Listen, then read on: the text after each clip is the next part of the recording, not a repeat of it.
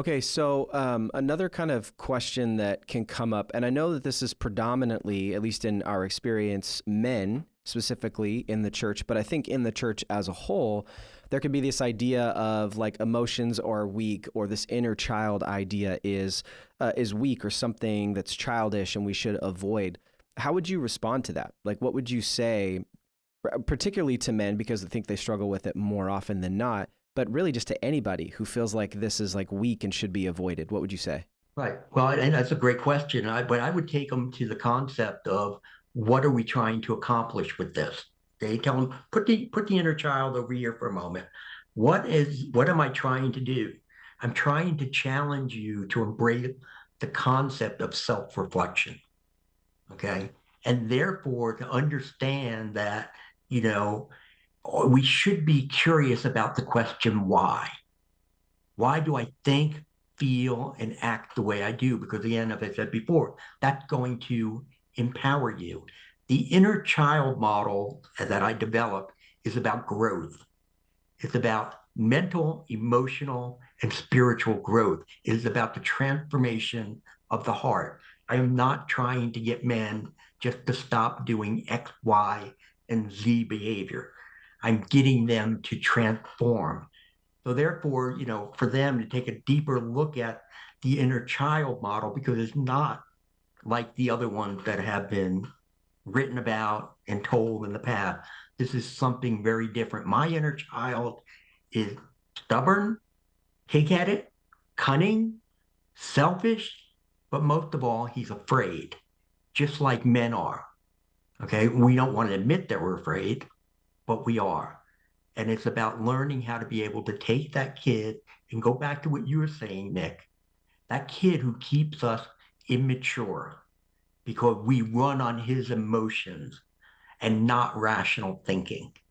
So it becomes a different way. I want to get men to think differently, to feel differently, to act differently, not just about this one behavior that is causing problem, but all things in their lives. Yeah. Yeah. I think people may just have an aversion to these ideas because they fear they're being called childish. And just because you're looking to deal with your inner child doesn't mean you're childish. It's just facing a reality. And if it's helpful, I think, for someone to think of it in other terms, we're trying to unpack in some way, shape, or form what happened to me in my past that's leading to where I'm at now. What makes this make sense? Where does this come from?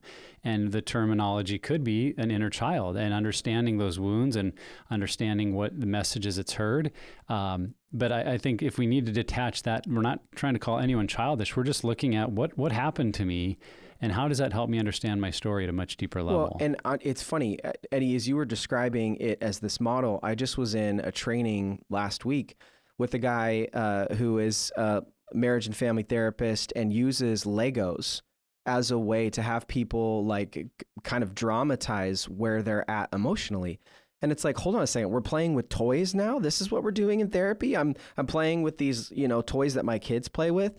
And it's cool because if you just allow yourself to enter that space, there are some incredibly powerful things that can happen. And what I hear you saying is it's the same thing with this inner child model, that it puts us in a different frame of mind that helps maybe bring language or explain our experiences in a way that where we're at currently with that, with, our day-to-day framework, we can't actually enter into. Am I hearing you right? Absolutely. And you know what? I don't mind.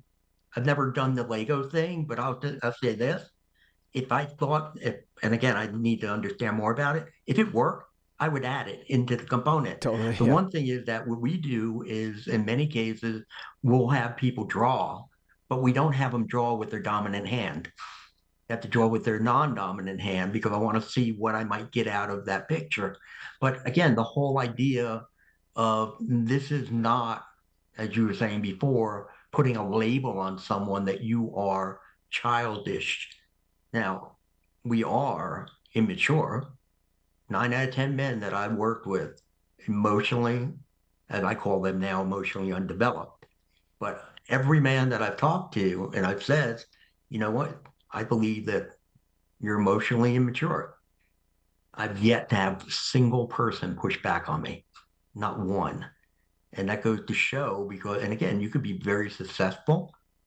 You could have, a lot of accomplishment, as you said before, all the letters after your name, but we weren't given what we needed to be given at a young age in those early years of childhood development that allow us to be able to deal with some of the very emotional problems and issues that we face as adults.